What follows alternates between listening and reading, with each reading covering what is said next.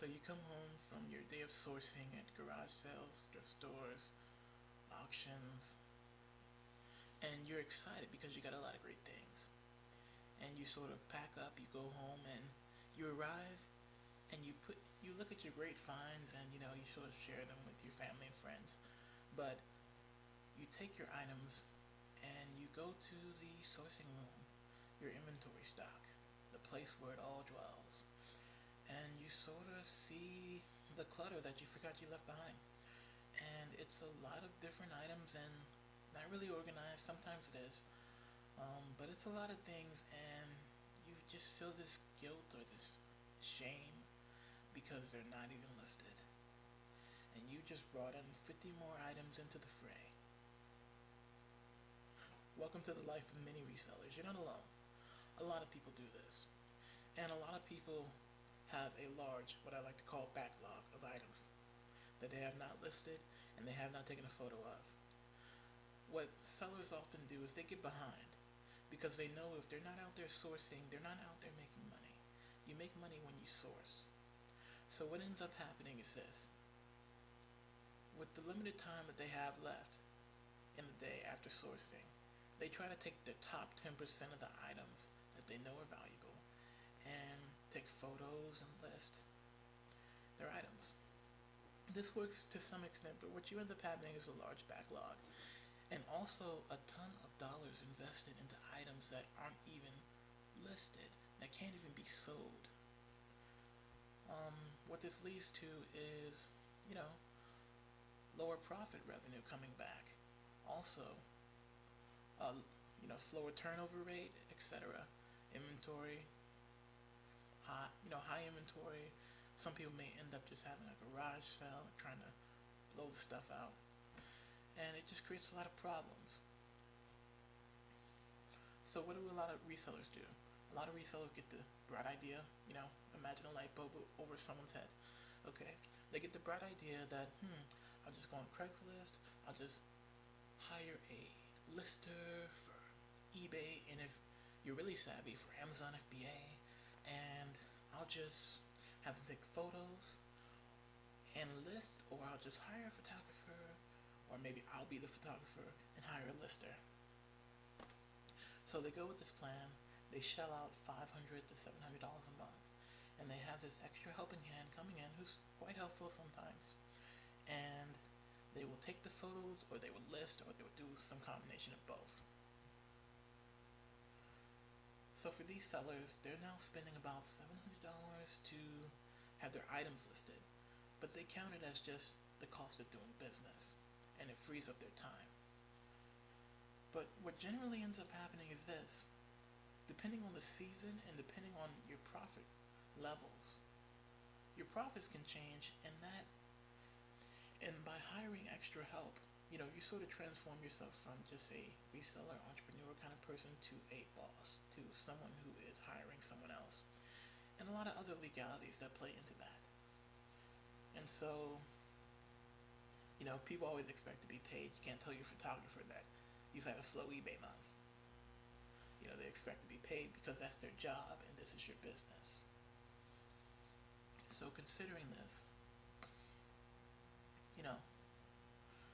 it's a lot to deal with and a lot to ask for, because now you have to manage people, you have to, HR, human resources, etc. And it's a lot to deal with for first-time sellers. When you start scaling, because this is what inevitably happens, people hire helping hands, and then they're able to scale because of all the free time that they have now. And so they go and buy more items. They stay out longer. They source more. And they end up with a bucket load of items. What does this do, though? This increases the cost that you have to pay to the photographer and the lister. And, well, it's sort of just... it's a good plan, but it just keeps increasing that fixed rate bottleneck of the photographer and the lister. So what way do you have around it? What happens if you can't afford the photographer and you can't afford the lister that month? And you're stuck here with the clutter once again. and you have to list everything, and you have to photo everything, and apparently you're going to be not sourcing for a little while because you have a lot of things to list. What are you going to do then? That's where stop listing comes in. That was me. I was in a situation like that. I'd hired people to help me list, and I came up with a good system for me to get items listed. And I just went bananas, sourcing whatever I could find with extra time, with the extra time, the hours I freed up. I felt like I beat the game. But then I realized that the game had beat me. The items that I sourced were too heavy in one niche, and that niche was seasonal, meaning that as soon as that season was up, my numbers went back down, and the cost of the extra helping hands became too much for me to bear. It no longer was a joy for me to source on eBay. Now it was just enough for me to pay my listers and my photographer. In this case, I was the photographer, but enough for me to pay my listers. Let's just put it like that. So what ended up happening? I ended up having to change what I sourced, and also ended up having to let them go. So in this story, it came back to me just having to list. And that is painful when you go from not listing at all to, you're back in the grind. But the problem with that is that you have so many more items than you ever would have had if you were just listing by yourself. Because when you're out there sourcing, and you know you're going to be the one at home listing and photographing these items, you sort of, reserve yourself, and you sort of, hold back. But when you know that someone else is going to do this stuff, you just go bananas. And so I ended up with a lot of inventory that it would take me ages to do, because I got out of the training for listing and photographing, so I had to start all over again from square one. So it was during this time that I really had to do some self-reflection, thinking about things I wanted to do. And I wish there was someone else in the situation. I wish that there was someone that could help me in a situation like I was in. Because I ended up basically in a bad place. It was a good problem to have, having too much inventory, good problem to have, blah, blah, blah. But it was still a problem nonetheless. Because I could no longer go out there and source, because I had to get this stuff out. I couldn't just let it sit. Some people, what they do is they just let it sit until the season comes back again. I don't know how much space you have, but that doesn't generally work, because the market is always changing and fluctuating, and these price items are going up and down.